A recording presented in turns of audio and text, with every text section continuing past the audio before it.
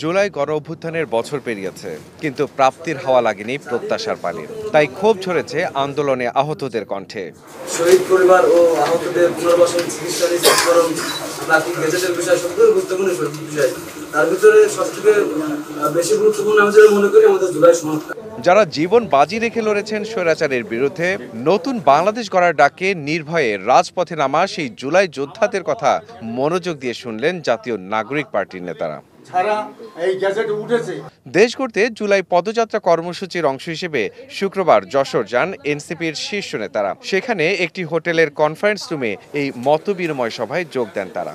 আমরা যতবারই সুযোগ পেয়েছি সরকারের কাছে এটা তুলে ধরেছি যাতে আপনাদের চিকিৎসা এবং পুনর্বাসন দ্রুত হয়, আর যে সহায়তাগুলো সরকার প্রতিশ্রুতি অলরেডি আপনাদেরকে দিয়েছে যে আপনাদের পাওয়ার কথা, সেগুলি যাতে দ্রুত বাস্তবায়িত হয়। কনসার্নের জায়গায় আমাদের কাছ পর্যন্ত আসে নাই, তো অনেকগুলো সমস্যা আছে, যেমন হলো আপনাদের লিস্টিংয়ের প্রবলেম, হসপিটাল জনিত সমস্যা, রিহ্যাবিলিটেশনের সমস্যা।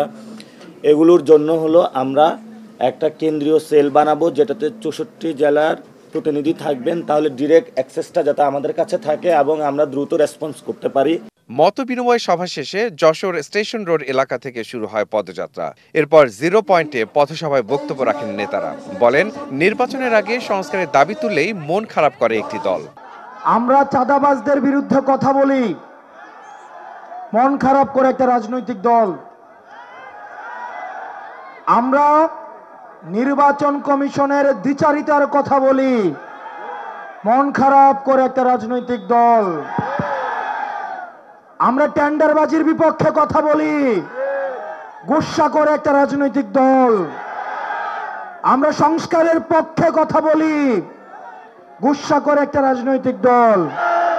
আপনারা কি সংস্কারের বিরোধী অবস্থান নিয়েছেন? যদি গুসা করেন তাহলে ধরে নিব আপনারাই সংস্কারে বাধা দিচ্ছেন। এ সময় দুর্নীতি আর চাঁদাবাজদের বিরুদ্ধে আন্দোলনের হুঁশিয়ারি দেন এনসিপির আহ্বায়ক নাহিদ ইসলাম। আজকে লিখে রাখেন, বাংলাদেশের সামনে একটি বড় আন্দোলন তৈরি হতে যাচ্ছে দুর্নীতির বিরুদ্ধে এবং চাঁদাবাজের বিরুদ্ধে। দুর্নীতি যারাই করবে, যদি এনসিপির লোকেরা করে, তার বিরুদ্ধে সাধারণ মানুষজন রাস্তায় নামবে।